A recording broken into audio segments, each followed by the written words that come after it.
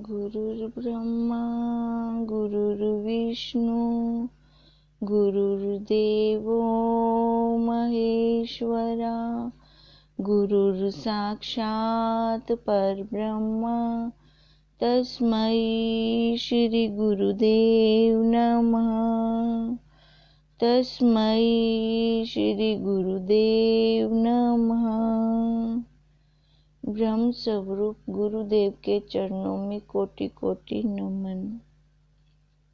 श्री योग वशिष्ठ के उत्पत्ति प्रकरण में हमारा चल रहा है कि राम जी ने पहले वशिष्ठ जी से क्वेश्चन किया कि जो कुछ जगत दिखता है यदि वह सब अविद्या से उपजा है तो इसकी निवृत्ति किस भांति होगी।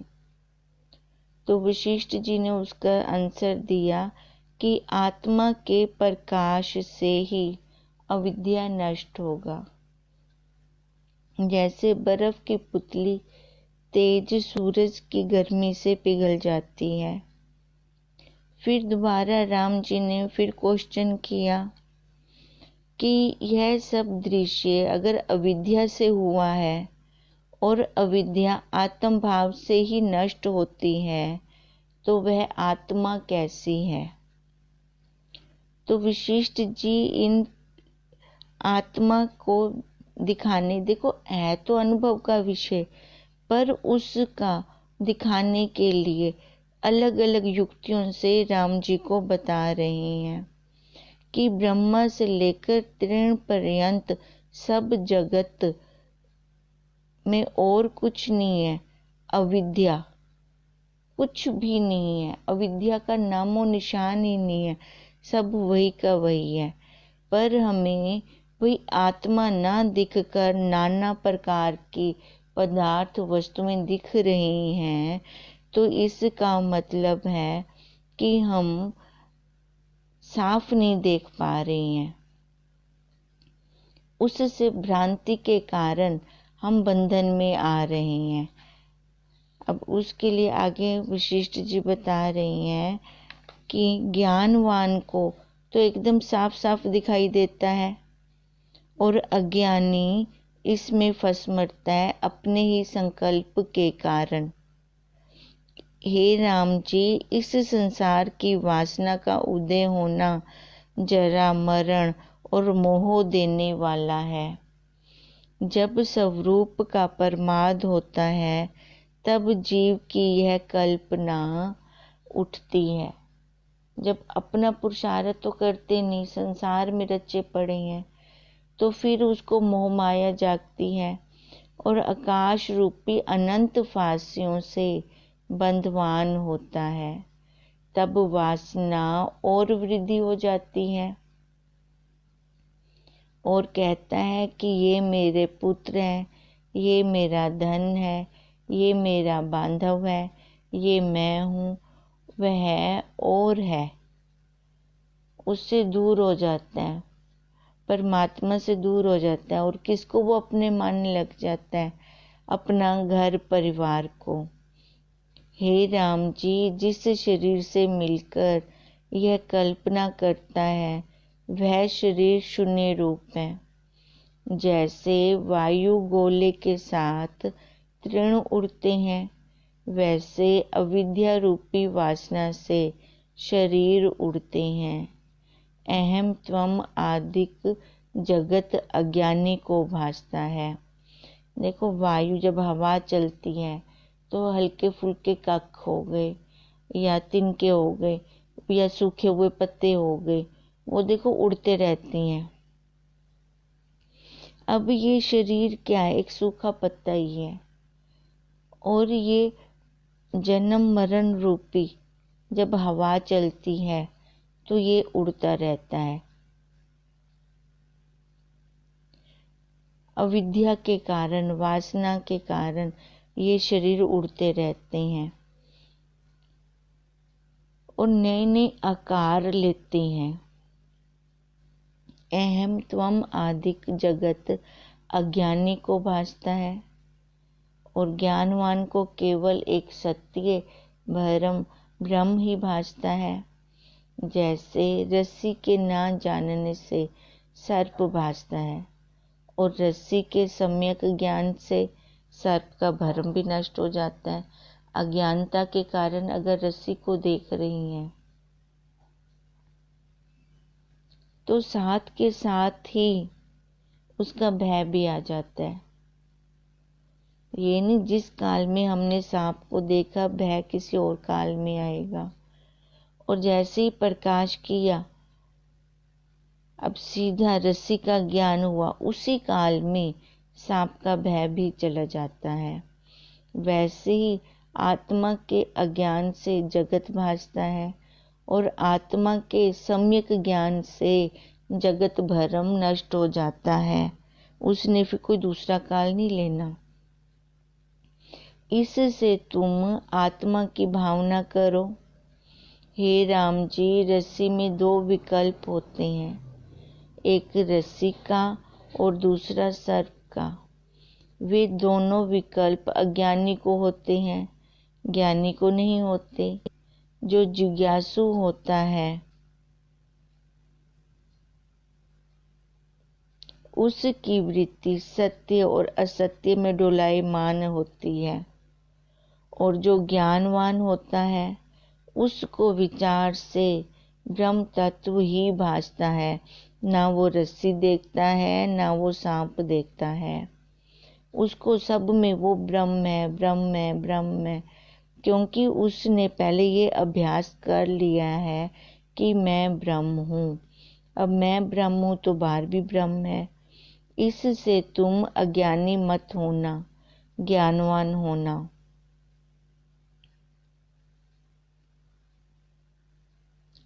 जो कुछ जगत की वासना है उन सब का त्याग करो, तब शांतिवान होंगे। हे राम जी, संसार भोग की वासना भी तब होती है जब अनात्मा में आत्म अभिमान होता है। जब हमें ये बाहर के संसार सच्चे लग रहे होते हैं, तभी हमें उनको भोगने की इच्छा होती है।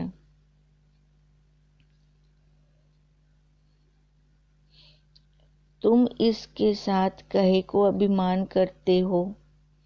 यह देह तो मूक जड़ है और अस्थि मांस की थैली है। ऐसी देह तुम क्यों होते हो? जब तक देह में अभिमान होता है तब तक सुख और दुख भोगता है और इच्छा करता है। जैसे काष्ठ और लाख तथा घट और आकाश का संयोग होता है, वैसे ही देह और देही का संयोग होता है।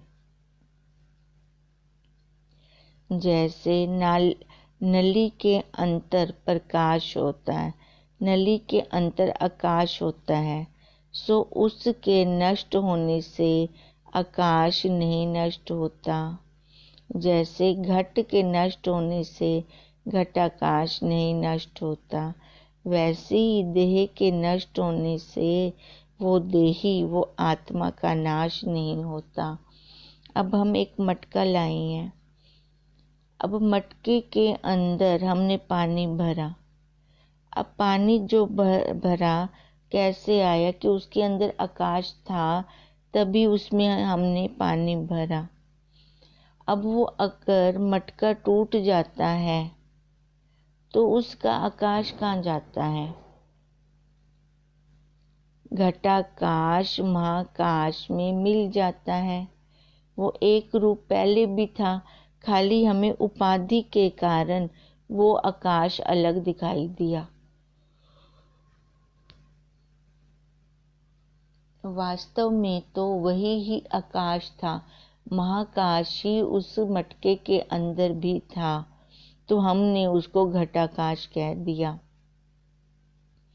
वो आकाश ना कहीं आता है ना जाता है। ऐसे ही ये देह रूपी मटके के अंदर वो आकाश, वो आत्मा स्वतः है। हमने जब मटका लिया या हम खुद बनाते हैं तो हम उसके अंदर आकाश नहीं डालते। जैसे हम मकान बनवाते हैं तो उसमें जो कमरे होते हैं उनमें भी तो आकाश होता है। आकाश है तभी तो कोई फर्नीचर का सामान रखा जा सकता है। वो आकाश हमने बनवाया, हमने अंदर डाला नहीं, वो स्वतः ही है।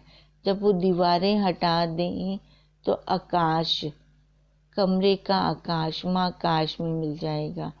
ऐसे ही शरीर रूपी दीवार को हटा दें तो वो आकाश जो आत्मा है उस परमात्मा के साथ मिल जाती है, उसको कहीं आना जाना नहीं पड़ता। तो फिर इस देह का अभिमान क्यों करना? जब तक इस देह को हम अलग से मानते हैं कि मैं कुछ हूँ, तब तक सुख और दुख फिर भोगता रहता है ये जीव, और इच्छा करता रहता है। फिर उसकी इच्छाएं तो कभी खत्म ही नहीं होती। उसी से फिर वो दुख और संताप पाता रहता है। हे राम जी, जैसे मृग तृष्णा की नदी भ्रांति से भासती है, वैसे ही अज्ञान से सुख दुख की कल्पना होती है। इससे तुम सुख दुख की कल्पना को त्याग के अपने स्वभाव सत्ता में स्थित हो। बड़ा आश्चर्य है कि ब्रह्म तत्व सत्य स्वरूप है, पर मनुष्य उसे भूल गया है, और जो असत्य अविद्या है उसको वो बारंबार याद कर रहा है। ये शरीर देखो किसी काम का नहीं है, और सारे इस शरीर को ही याद कर रही हैं। अभी ना खाऊंगी तो कब खाऊंगी, अभी ना हंडाऊंगी तो कब हंडाऊंगी। देखो कैसी कैसी सोचें हैं हमारी। उसको बारंबार स्मरण करता है, किसको? अविद्या को। ऐसी अविद्या को तुम मत प्राप्त होवो। हे राम जी, मन का मनन ही अविद्या है। जो मन संसार को कल्पता है यही अविद्या है, और अनर्थ का सबसे बड़ा कारण है। तभी तो ये जन्म कर्म कभी हमारे खत्म नहीं हो रहे। इससे जीव अनेक भरम देखता है। मन के फूलने से अमृत से पूर्ण चंद्रमा का बिंब भी नरक की अग्नि के समान भासता है।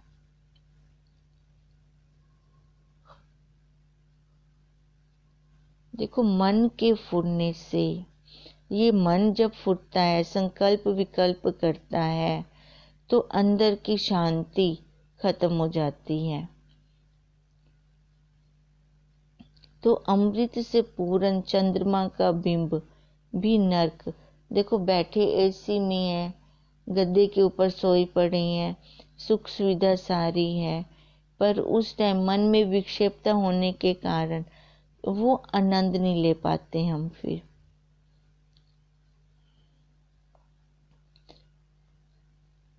मन के फूटने से और बड़ी लहरों से, तरंगों और कमलों से संयुक्त जल भी मरुस्थल की नदी के समान भासता है।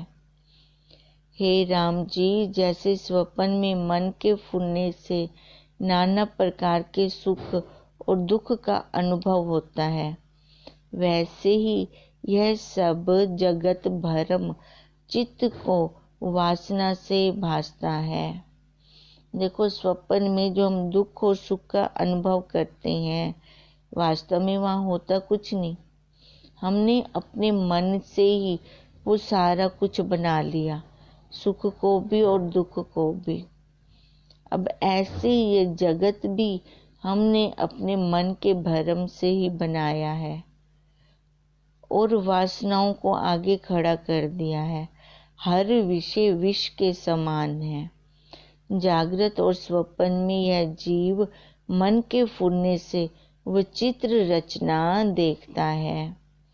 जैसे स्वर्ग में बैठे हुए को भी स्वप्न में नरकों का अनुभव होता है तो स्वर्ग में फिर नरक का अनुभव क्यों हो रहा है? क्योंकि वो अपने मन से ही सारा कुछ उधेड़ बुन कर रहा है। ऐसे ही इस जगत में हम अपना संसार बनाकर उधेड़ बुन कर रहे हैं और अपने ही जाले में फंस के मर रहे हैं, फंदे में फंदा डालते जा रहे हैं और एक बहुत बड़ा अज्ञान का स्वेटर खड़ा कर देते हैं। हे राम जी, अज्ञानी मन के फुरने से शून्य अणु में भी संपूर्ण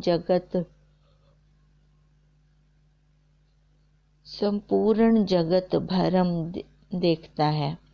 जैसे राजा लवण को सिंहासन पर बैठे चंडाल की अवस्था का अनुभव हुआ था तो राजा, पर देखो उसने जो अनुभव किया, वो एक इंद्रजाली आया, उसने जादू की छड़ी घुमाई तो राजा को कैसे एक नींद सी मूर्छा सी आ गई और उस मूर्छा में उसने अपना पुत्र परिवार सारा कुछ बना दिया। अब खुद भी वो चंडाल बन गया। जैसे राजा लवण को सिंहासन पर बैठे चंडाल की अवस्था का अनुभव हुआ था, इससे संसार की वासना को तुम चित्त से त्याग दो।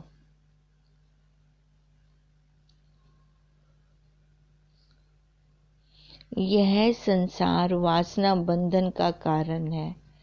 सब भावों में बरतो, परंतु राग किसी में न हो।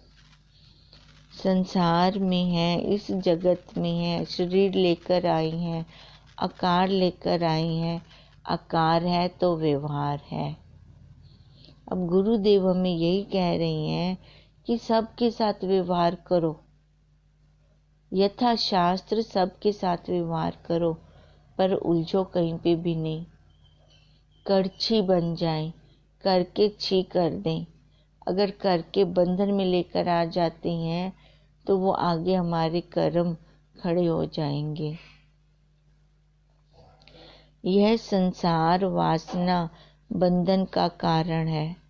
सब भावों में बरतो, परंतु राग किसी में न हो।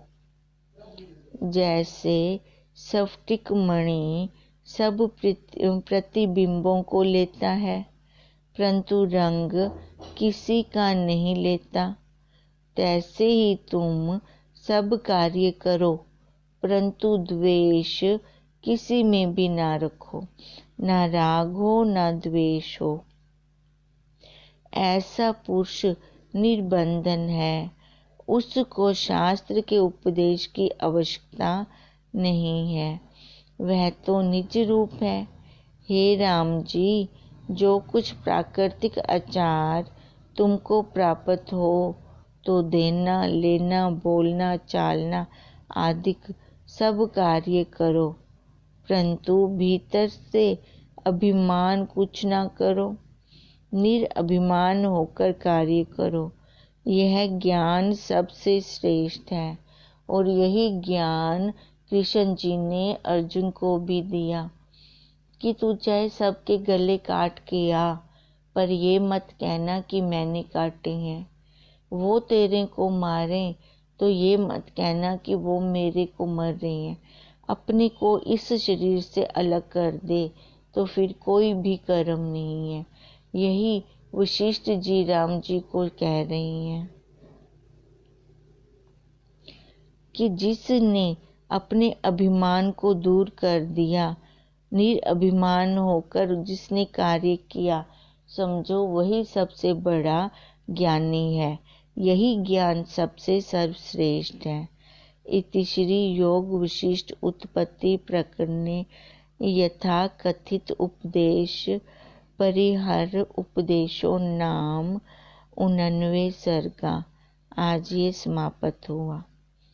इतना कहकर वाल्मीकि जी बोले कि इस प्रकार जब महात्मा वशिष्ठ जी ने कहा, तब कमल नयन राम जी ने वशिष्ठ जी की ओर देखा और उनका अंतःकरण रात्रि के मुंदे हुए कमल की न्याय प्रफुल्लित हो आया।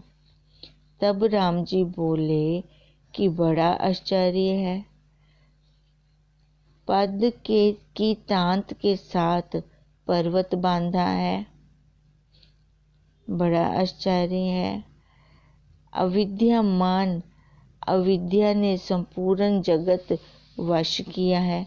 देखो, पतली सी फूल की डंडी के साथ इतना बड़ा हमने पर्वत बांध रखा है। ये हमारी मूर्खता का ही कारण है। अविद्या ने संपूर्ण जगत को वश किया हुआ है और अविद्यमान जगत को वज्र सारवत दृढ़ किया है।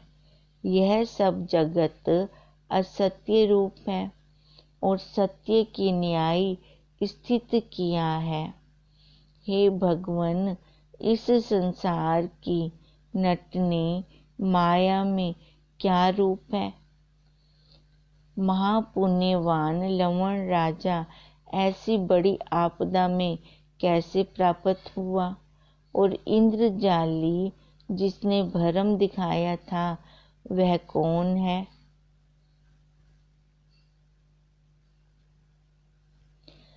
कि उसको अपना अर्थ कुछ ना था, वह कहाँ गया और इस देही और देह का कैसे संबंध हुआ और शुभ अशुभ कर्मों के फल कैसे भोगता है। अब राम जी ने दोबारा क्वेश्चन किया है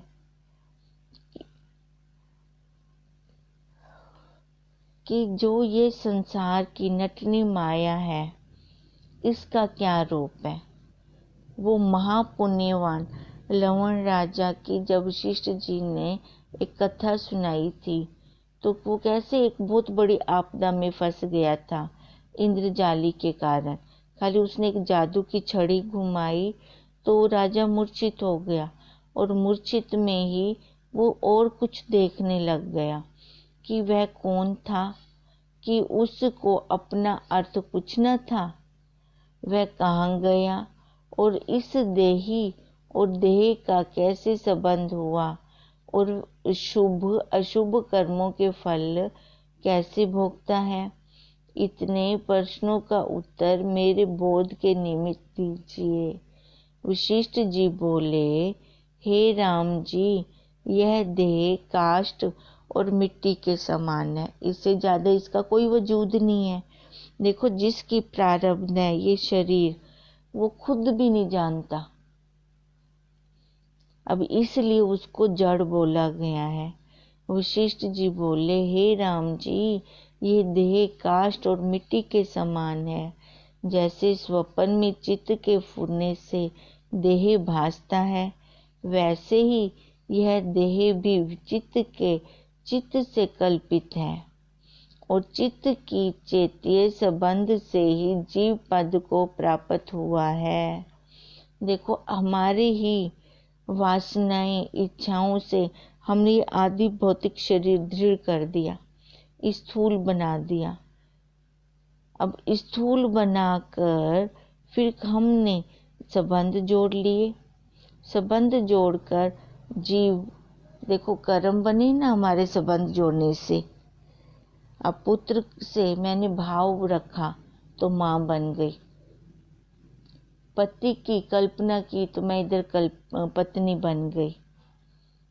अब ये पत्नी कौन बना, ये शरीर। माँ कौन बना, ये शरीर। सास कौन बना, ये शरीर। पर वहां पर मेरा शरीर ना होकर मैं में दृढ़ता होती है। तभी इतना दुख लगता है। वशिष्ठ जी कहते हैं, राम जी, यह देह काष्ठ और मिट्टी के समान है। जैसे स्वप्न में चित्त के फुरने से देह भासता है वैसे ही यह देह भी चित्त के कल्पना से, चित्त ही चैत्य संबंध से जीव पद को प्राप्त हुआ है। अब स्वप्न का डेमो से हम अच्छी भांति समझ सकते हैं। जैसे स्वप्न में हम कितना कुछ बना लेते हैं, स्वप्न में हम खुद होते हैं तभी तो हम कुछ बना लेते हैं। और वो जो हम बनाते हैं जब जागृत अवस्था में आते हैं तो वहाँ पे कुछ भी नहीं होता, वहीं पे अपने बिस्तर पे ही सोए हुए मिलते हैं, वहीं से उठते हैं। पर वहाँ तो मैं मार्केट के 10 राउंड लगा आई, कितनों को मिलकर आई हूँ, पर जब उठी तो अकेली थी, बिस्तर पर थी, कमरा भी बंद, अंधेरा था अंदर। अब यही कहते हैं, यही संसार में हमारा चल रहा है। अब चित्त में जैसे इस स्वप्न से हमने देह को और ये देह भी बना ली और देह भी बना ली, सबकी कल्पना कर दी, ऐसे ये मन ये चेती संबंध से जीव पद को प्राप्त होता है। यह जीव चित्त सत्ता से फिर शोभायमान है, उस चित्त के फूलने से संसार उपजा है।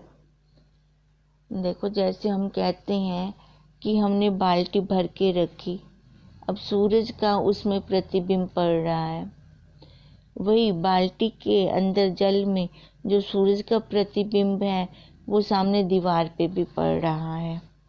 अब ऐसी वो सूरज का प्रतिबिंब, वो आत्मा साक्षी का प्रतिबिंब अंतःकरण पर, और उस अंतःकरण का प्रतिबिंब इन इंद्रियों पर, फिर ये अपने अपना काम करना शुरू कर देते हैं। अगर मन हमारा बाहर विषयों में जा रहा है तो ये फिर जीव बन जाता है, और अगर यही मन फिर देखो जीव बनकर इसने क्या किया, संसार को रच लिया, और वह वानर के बालक के समान ये मन बहुत चंचल है, और अपने फुरने रूप कर्मों से नाना प्रकार के शरीर फिर धरता है। उसी चित्त में नाम, अहंकार, मन और जीव है, इसके अलावा और कुछ भी नहीं है। देखो जब यही मन अपने मनन में लगाते हैं तो फिर संसार तीनों कालों में नहीं है ही नहीं। अभी तो एकदम दृढ़ सच्चा हुआ पड़ा है ना, दिख रहा है ना, क्योंकि अपने पुरुषार्थ की कमी है। जब तक हमारा खुद का पुरुषार्थ नहीं निकलता तब तक हम ये मोह माया इंद्र जाली के जाल को नहीं काट सकते। जैसे राजा का हाल हुआ, लवण राजा का हाल हुआ, वो जब अग्नि में प्रवेश करने लगा, फिर जाके देखो कैसे वो एकदम जागृत अवस्था में आता है, फिर उसका वो स्वप्न टूटता है। जब उसके पुत्र खुद ही कहते हैं कि हमें अपना ही मांस खिला दो भूख के कारण, फिर वो अपने आप को पुत्र मोह माया में अग्नि को समर्पित करते हैं। जैसे अग्नि का सेक लगता है तो उसकी वो माया जो मूर्छित अवस्था से खुल जाती है, वहां से उठ जाता है। फिर देखते हैं ये क्या, मैं तो राजा था। अब ऐसे ही अब गुरु के ज्ञान का जब हमें सेक लगता है फिर हम देखते हैं, नहीं तो हम तो पहले भिखारी बने पड़े हैं। फिर जागृत अवस्था आती है हमें, अभी वाली जागृत अवस्था नहीं है। अभी जागते हुए भी हम सोए पड़े हैं, जागते हुए भी हम कुछ नहीं देख रहे, क्योंकि आगे माया का पर्दा आया हुआ है। वह चित्त ही अज्ञान से फिर सुख दुख को भोगता है, और फिर हम कहते हैं कि मैं भोग रहा हूँ, मैं भोग रहा हूँ। शरीर नहीं भोगता, जो प्रबोध चित्त है वह शांत रूप है। देखो जिस चित्त में कोई कलना नहीं है, कोई फुरना नहीं है, तो वहाँ शांति तो है ही है। जब तक मन अप्रबोध है और अविद्या रूपी निद्रा में सोया है, तब तक स्वप्न रूप अनेक सृष्टि देखता है। देखो स्वप्न हमें हर टाइम बदल बदल के आते हैं, कभी एक जैसे नहीं आते।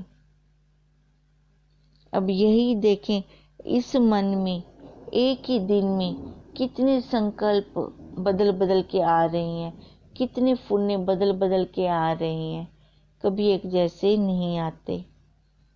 अब यही अविद्या है, यही अविद्या रूपी निद्रा में सोए हुए हैं और तब तक स्वप्न रूप अनेक सृष्टि फिर देखते रहेंगे।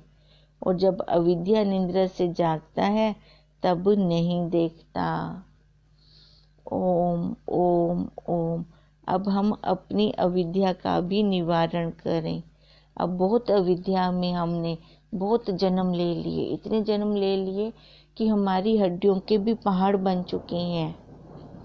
अब बस, अब ये दृढ़ संकल्प हो कि अब और जन्म नहीं लेना, यही मेरा लास्ट जन्म है। हम जैसे संकल्प छोड़ते हैं वही वायुमंडल में फलीभूत होते हैं और हमें वापस आके वही मिलते हैं। ओम ओम ओम।